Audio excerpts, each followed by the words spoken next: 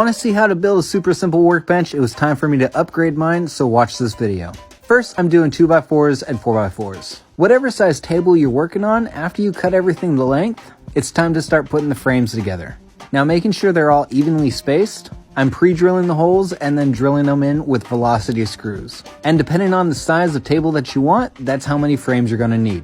The 4x4s are just as simple. Cut them to size and then put them right in the corners and screw everything together. Again, I'm pre-drilling the holes to make sure I'm not gonna be splitting the wood. For this entire job, I'm using Velocity 3-inch screws.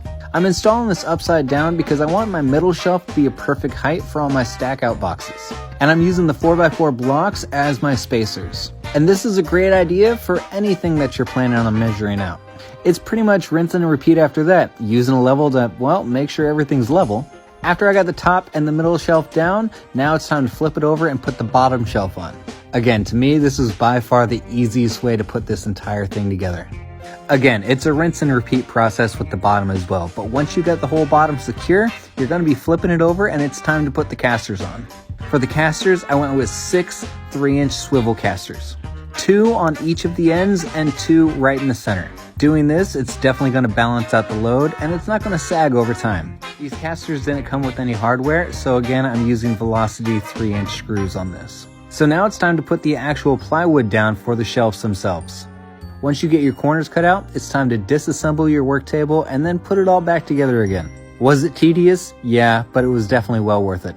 Now, for the bottom shelf and the middle shelf, I'm not using screws or brad nails, but for the top, I am. I'm using 2-inch brad nails instead of screws because I want the tabletop to be as smooth as possible. And I don't want the possibility of anything catching on screws.